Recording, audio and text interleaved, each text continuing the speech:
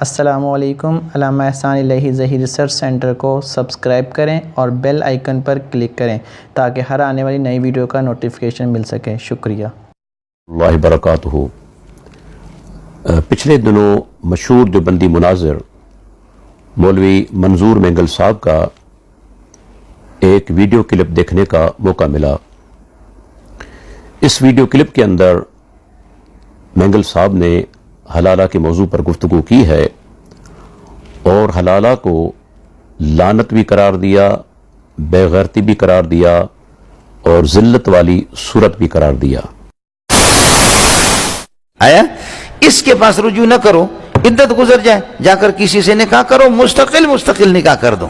لیکن پھر بھی اگر یہ ہے کہ تجھے مصیبت پڑی ہوئی ہے، تو اس کے پاس آنا چاہ رہی ہے، تو اس کا طریقہ یہی ہے کہ چند دن کوئی نکاح کر کے پھر آپ کو یہ ہے کہ استعمال کر کے پھر آپ کو یہ ہے کہ طلاق دے دیں۔ اس کو نہ تو پسند کرے گی کہ کوئی آپ کی عزت کے ساتھ چند دنوں کے لیے کھیلے، نہ تیرے والدین پسند کر دیں گے۔ یہ بے غیرتی کا، اور بے غیرتی والے مسئلے پر جو چیز مبنی ہو وہ بھی بے غیرتی۔ کچھ بھلا پڑا؟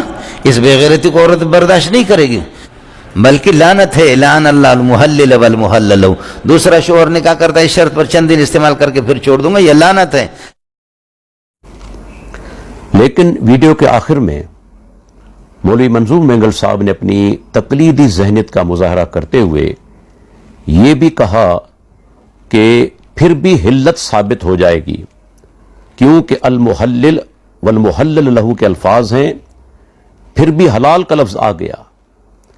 یعنی مولوی منظور مینگل صاحب یہ کہنا چاہ رہے ہیں اگرچہ یہ کام ملعون بھی ہے، بے غیرتی بھی ہے اور ذلت بھی ہے حلالہ کرنا، لیکن اگر کسی آدمی نے حلالہ کی نیت سے کسی عورت سے نکاح کیا تو وہ عورت اپنے پہلے شوہر کے لیے حلال ہو جائے گی، اگرچہ یہ کام ناجائز ہے، حرام ہے اور ملعون ہے۔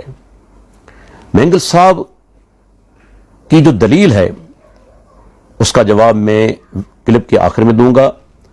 اس سے پہلے میں چاہتا ہوں کہ حلالہ کے بارے میں شرعی حکم کو آپ کے سامنے بالکل واضح کر دوں۔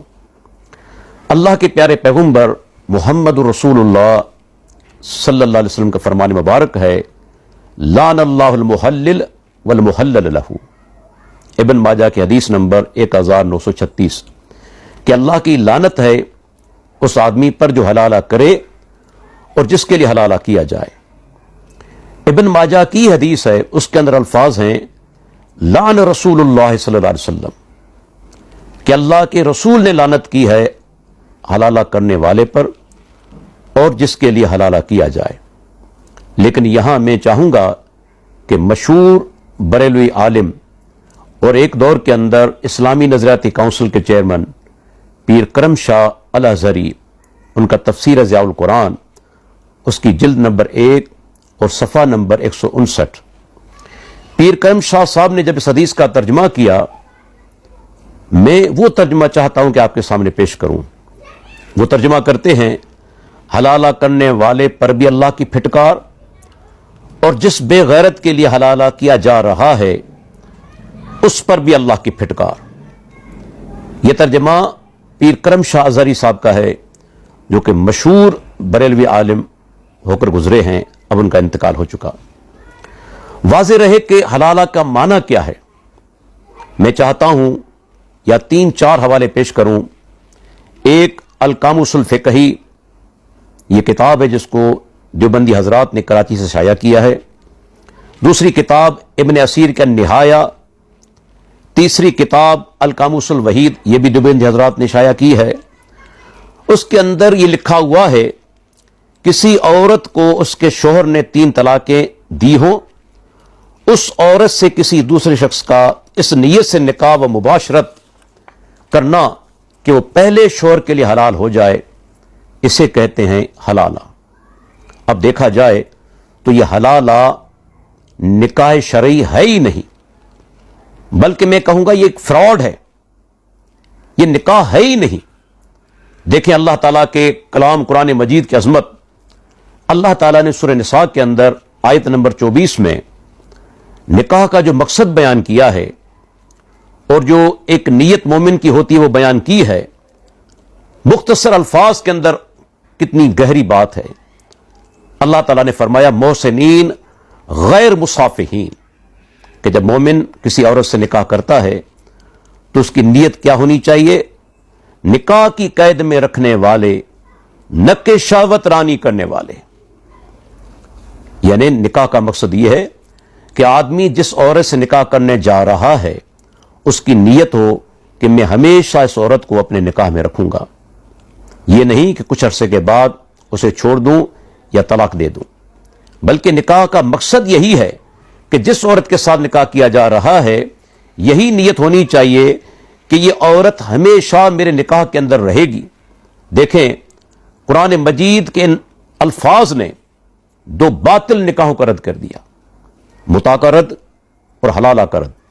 इन दोनों बातिल निकाहों के अंदर नीयत यह होती ही नहीं कि औरत को अपनी निकाह की कैद में रखा जाएगा, बल्कि मुता के अंदर और हलाला के अंदर यही नीयत होती है कि कुछ दिन के बाद या कुछ अरसे के बाद अपना मकसद पूरा करके औरत को मैं छोड़ दूंगा या तलाक दे दूंगा।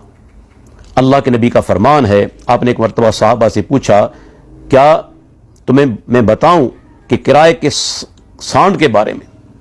कौन है जो किराए का सांड है? साहबा ने फरमाया, अल्लाह के नबी, जी हां बिल्कुल। तो आपने फरमाया, हो वल मुहल्लिल, हलाला करने वाला किराए का सांड है। अंदाजा लगा लें कि जिस फैल पर अल्लाह की लानत हो, अल्लाह के रसूल की लानत हो, सीधी सी बात है, वो फैल, वो अमल गुनाह कबीरा है, वो हराम फैल है। जो काम यानी जिस पर अल्लाह की लानत हो, अल्लाह के नबी की लानत हो, वो हराम काम है, गुनाह कबीरा है। और अगर आप कहते हैं कि यह निकाह भी हो ही जाएगा तो मुझे बताएं कि निकाह जो सही होता है सुन्नत के मुताबिक, और इस निकाह के अंदर फर्क क्या रहा? क्या हलाल और हराम दोनों बराबर हो गए?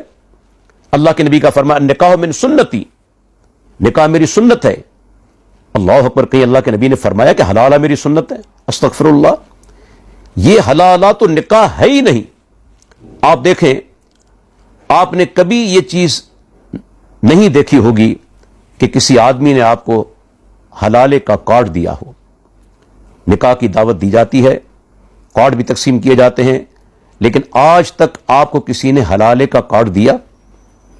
क्या कभी हलाले के निकाह के बाद वलीमा हुआ? क्या कभी इस हलाले के निकाह के बाद दूल्हा बारात लेकर दुल्हन के घर पर गया? देखें, यही एक सबूत है कि हलाले का निकाह बातिल है, हराम निकाह है और गुनाह है। इस वजह से उसको छुपाया जाता है। जो निकाह शरई निकाह है, आप उसको जाहिर करते हैं, दावतें होती हैं, वलीमा होता है, लेकिन हलाले के निकाह को छुपाया जाता है। और जो चीज छुपाई जाए, जो फैल छुपाया जाए, वो गुनाह होता है। सीधी सी बात है, आपका ज़मीर आपको इजाजत नहीं देता कि आप हलाले के निकाह को जाहिर करें, इस वजह से आप उसको छुपाते हैं। इमाम इब्न क़य्यिम रहमतुल्लाह अलैह ने इग़ासतुल लहफ़ान के अंदर तकरीबन 12 दलाइल पेश किए हैं कि यह हलाला मुता से भी बदतर है, मुते से भी बदतर है। मैं कुछ यानी कि उनके दलाइल पेश करता हूं। वो कहते हैं कि मुता एक जमाने के अंदर हलाल था, लेकिन हलाला कभी भी हलाल नहीं रहा। दूसरा नुक्ता, जब मुता हलाल था तो बाद सहाबा ने मुता किया, लेकिन कोई सबूत नहीं कि कभी किसी सहाबी ने हलाला किया हो। और तीसरी दलील, हलाला करने वाले पर और जिसके लिए हलाला किया जाए उस पर अल्लाह की लानत है, लेकिन किसी हदीस के अंदर यह अल्फाज नहीं कि मुता करने वाले पर अल्लाह की लानत है। तो इससे अंदाजा हुआ कि यह मुता जो है उससे भी हलाला बढ़कर है, उससे बदतर है। इमाम साहब ने तकरीबन इस सिलसिले में 12 दलाइल पेश की हैं।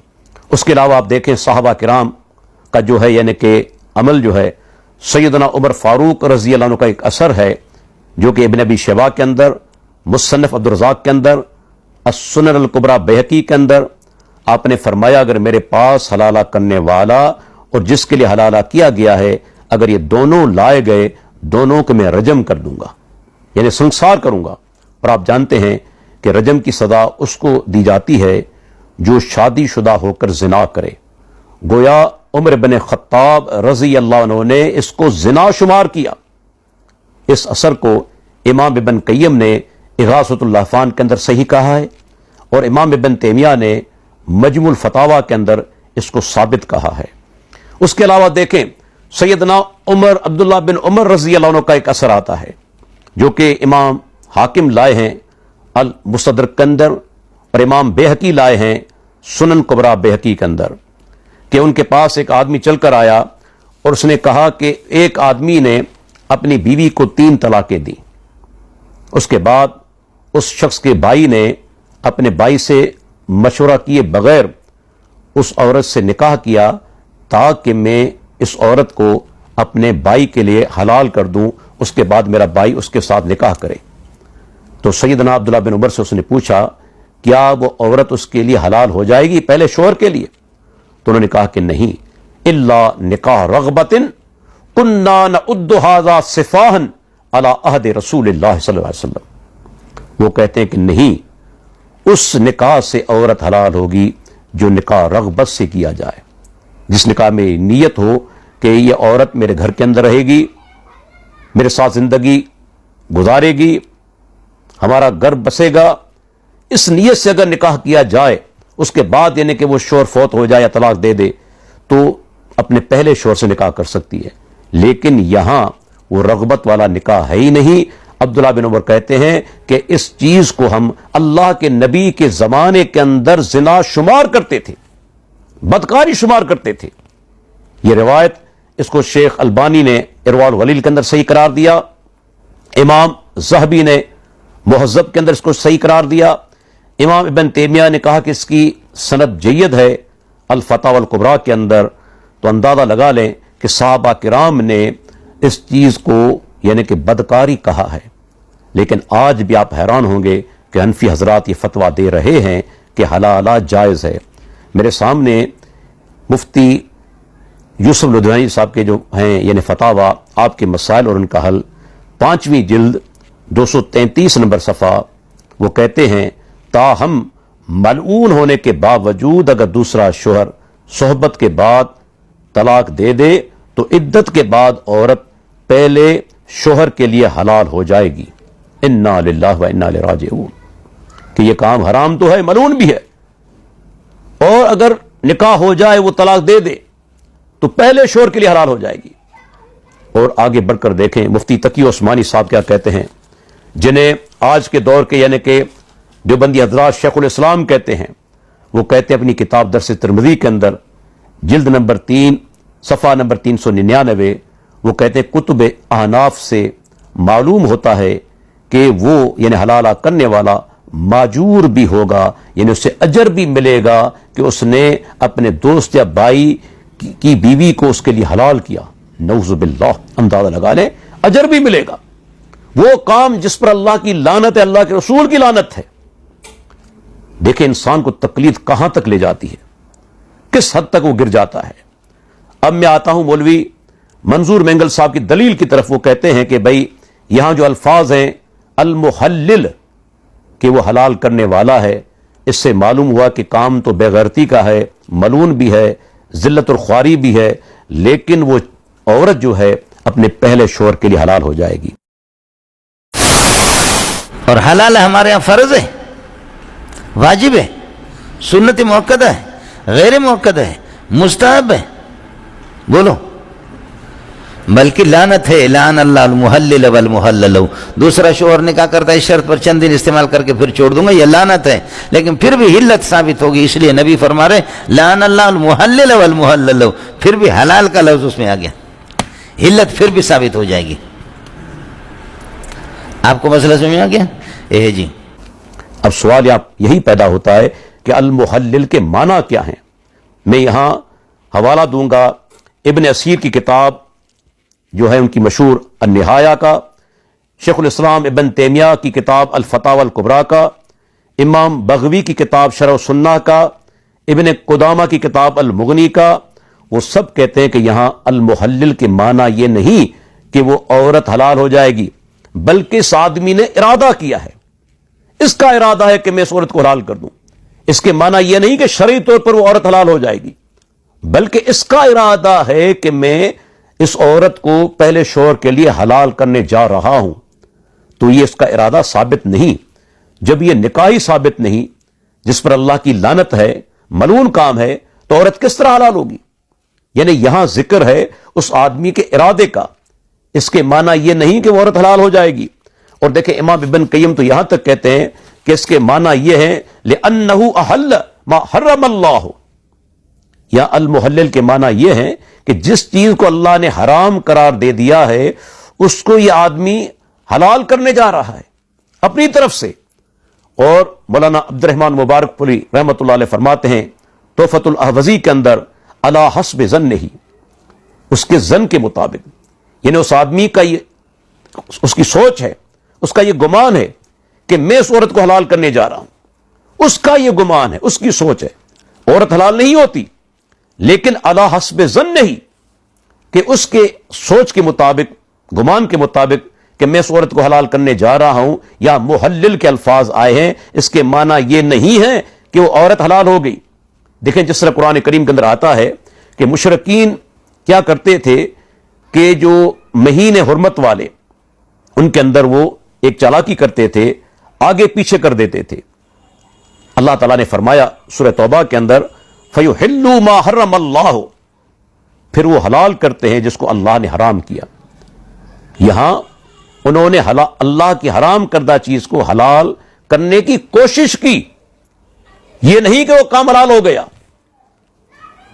جو چیز انہوں نے کی، جو حرکت انہوں نے کی، اس سے وہ چیز حلال نہیں ہو گئی، بلکہ انہوں نے اپنی طرف سے حلال کرنے کی کوشش کی جس چیز کو اللہ نے حرام قرار دیا تھا۔ تو یہاں بھی المحلل کے معنی یہ ہے کہ جو چیز، جس عمل کو اللہ نے حرام قرار دیا ہے، یہ آدمی اپنی سوچ کے مطابق اس کو حلال کرنے جا رہا ہے، اس کے معنی یہ نہیں کہ وہ عورت اس کے لیے حلال ہو چکی۔ اللہ اکبر! اندازہ لگا لیں اگر یہ ملعون کام بھی حلال ہو جائیں تو میں لوگوں سے پوچھنا چاہتا ہوں، اللہ کے نبی نے سود کھانے والے پر، کھلانے والے پر لعنت کی ہے، تو کیا سود حلال ہو جائے گا؟ اللہ کے پیارے پیغمبر نے رشوت لینے اور دینے والے پر لعنت کی ہے، تو کیا رشوت حلال ہو جائے گی؟